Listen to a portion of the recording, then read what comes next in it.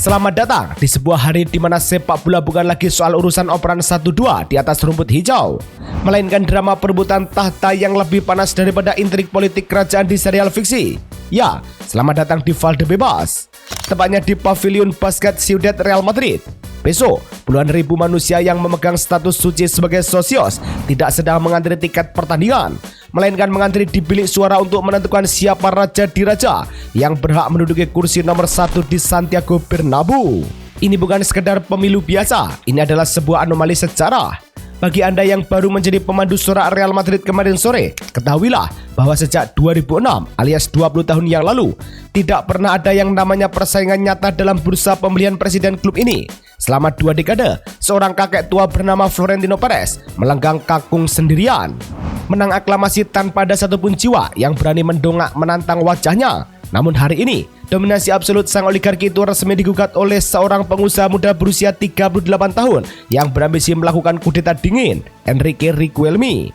Tensi di Madrid sudah melewati batas didih, menciptakan sebuah perang urat saraf yang dipenuhi jurgan manis, sabotase taktik kampanye, hingga janji-janji transfer yang saking gilanya membuat dompet tim-tim semenjana di luar sana menangis menjerit-jerit. Mari kita bedah kontestan pertama kita, sang pertahanan yang sudah kenyang makan asam garam si kulit bundar, Florentino Perez. Di usianya yang sudah menginjak 79 tahun, kakak yang satu ini bukannya duduk manis di kursi goyang sambil menimang cucu, malah sibuk menyusun strategi politik tingkat tinggi demi mempertahankan tahtanya. Menghadapi ancaman pemilu kompetitif pertama dalam 2 dekade, Perez tidak mau terlihat seperti macan ompong. Strateginya klasik, menggunakan senjata pamungkas yang paling ia kuasai sepanjang hidupnya, melemparkan teka-teki Galactico total. Dalam sebuah kemunculan yang menggemparkan di program televisi Spanyol, Horizonte, Perez dengan santainya menjatuhkan sebuah bom spekulasi ke wajah publik.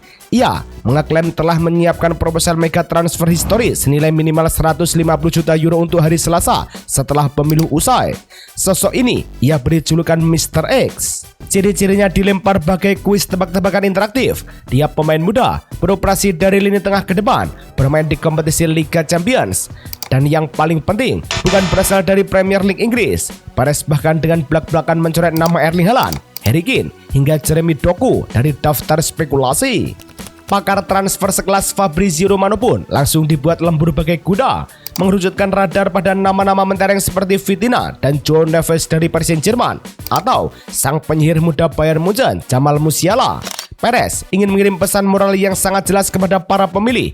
Kalian ingin bintang, saya punya uang, saya punya koneksinya, dan saya tahu cara membelinya tanpa perlu banyak omong.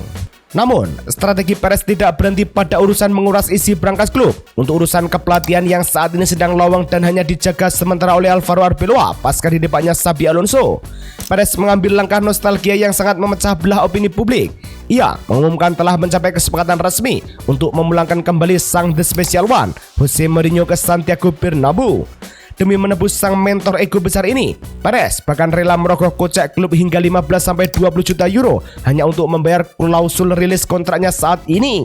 Logika Perez sangat pragmatis. Skuad Madrid yang sekarang butuh tangan besi, butuh kedisiplinan militer, dan butuh sosok protagonis yang siap pasang badan dari gemburan media.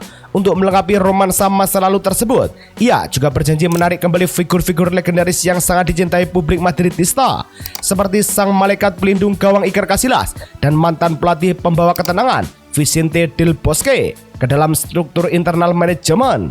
Namun, di balik misteri lini serang, Perez diam-diam sudah merampungkan operasi senyap untuk menambah lini belakang Madrid yang hancur lebur dihantam badai cedera.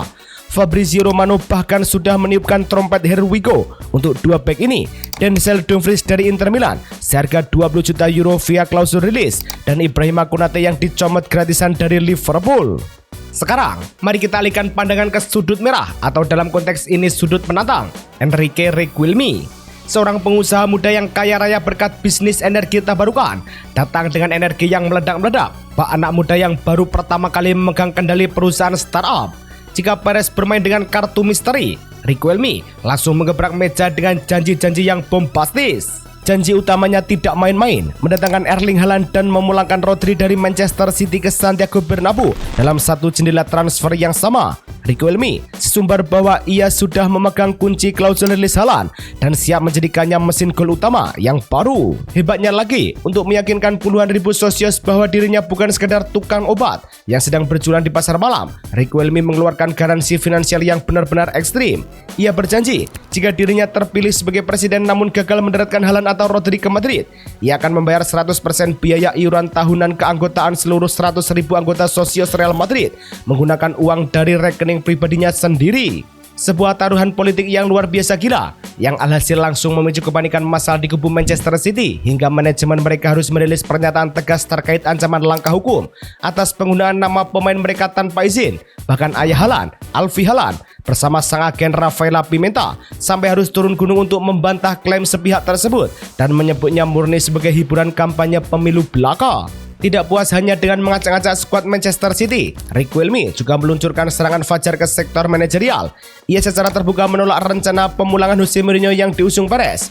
Menurut Riquelme, karakter Mourinho yang meledak-meledak dan gemar memicu keributan sama sekali tidak mempresentasikan nilai-nilai luhur kemanusiaan Real Madrid. Sebagai tandingannya, ia mengeklaim telah melakukan kontak awal untuk menunjuk Jurgen Klopp sebagai manajer utama yang baru, sembari memajang nama legenda besar klub Raul González untuk menduduki jabatan mentereng sebagai direktur olahraga dalam struktur internal yang baru. Di luar urusan taktik lapangan hijau dan bursa transfer, perang dingin kedua kubu ini merembet ke arah perdebatan ideologis yang sangat fundamental mengenai masa depan klub.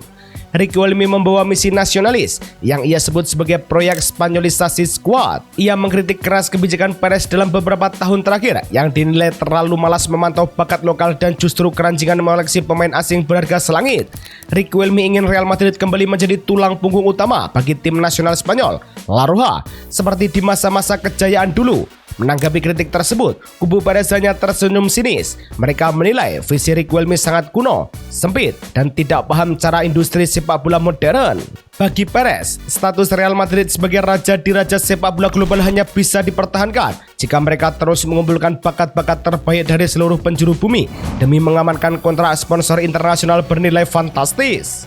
Untuk memenangkan pertempuran epik ini, tidak ada yang namanya sistem kuota atau angka batas minimum aman. Aturannya sangat kejam dan absolut. Menggunakan sistem mayoritas sederhana, siapapun yang mendapatkan total suara sah terbanyak, walau hanya selisih 1 suara saja, akan langsung dinobatkan sebagai penguasa Real Madrid untuk 4 tahun ke depan. Dari sekitar 93.000 hingga 100.000 sosios aktif yang tersebar di seluruh dunia, proses penyaringan daftar pemilih tetap diperkirakan mengerucut di angka 60.000 hingga 75.000 orang yang memenuhi syarat mutlak, mulai dari usia minimal 18 tahun hingga masa keanggotaan aktif tanpa putus selama 1 tahun terakhir. Mengingat ini adalah ajang adu jotos politik pertama yang menghadirkan persaingan nyata sejak 2 dekade lalu, tingkat partisipasi pemilih diprediksi akan menghancurkan semua rekor sejarah masa lalu. Sebagai perbandingan historis, pada pemilu kompetitif terakhir tahun 2006, jumlah suara yang masuk hanya berada di kisaran 30.000 hingga 40.000 pemilih. Hari ini, angka itu dipastikan akan terlampaui jauh karena para anggota sadar masa depan arah klub berada di ujung jari mereka.